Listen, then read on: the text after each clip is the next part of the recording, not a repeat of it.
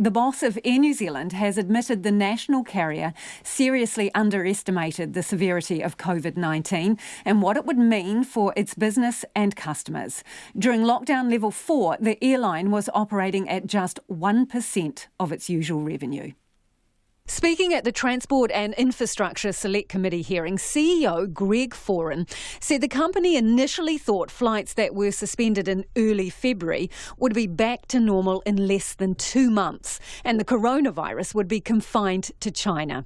Instead, Air New Zealand's revenue plummeted and its call centre was swamped by customers scrambling for refunds. That $6 billion business suddenly became a $60 million business. Or the $100 that you used to get in sales or revenue now was running at just $1. So that's a pretty unprecedented situation to find yourself in as an organisation. By the time we got to the end of January, we knew that we had the beginnings of a pandemic. So our thinking at that stage early on was, well, this was probably going to be an event that was going to be isolated possibly to China, and give it a few weeks, we'll be through and out the other side. Of course, what we've seen play out is something which is completely different. It's so far slashed about 4,100 jobs and is launching a second round of cost cutting, looking to save another $150 million. And its 777 fleet is parked up unused.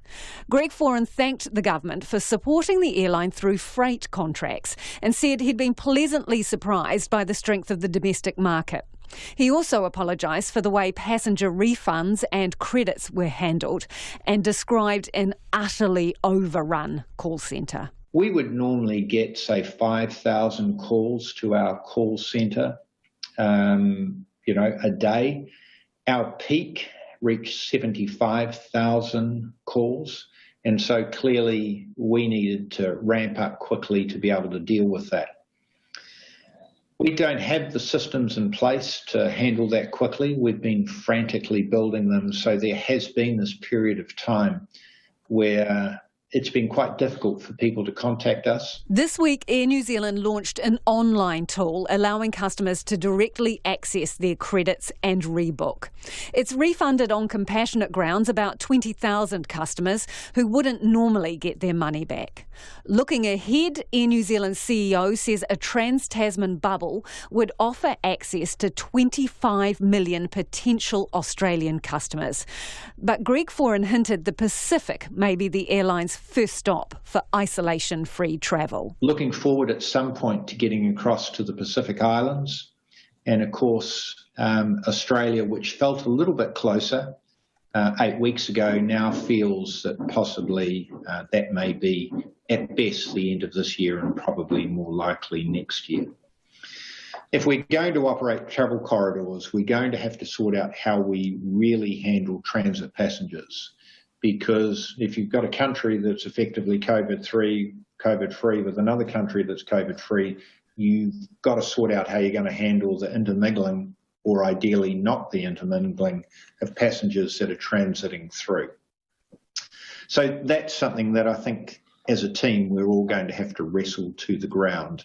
In particular, that's going to be important for Australia. And that's Air New Zealand CEO Greg Foran. And Air New Zealand hasn't dropped to the so-called cash floor that would allow it to dip into the $900 million government loan facility. Meanwhile, the minister responsible for Air New Zealand, that's 52% owned by taxpayers, Grant Robertson, is not categorically ruling out further financial support for the airline. The aviation industry is under huge stress globally. Air New Zealand obviously is a part of that, but quite clearly they've worked hard to start to change their business. Unfortunately, a number of people have lost their jobs, but we're continuing to work with them on being a sustainable business. It's very important for New Zealand, for our economic development, even for our domestic tourism, that we have a functioning national airline. That's why we stepped up with the loan. Could that aviation package be extended potentially if there are longer term impacts on Air New Zealand? We continue to monitor that, but we have that loan in place.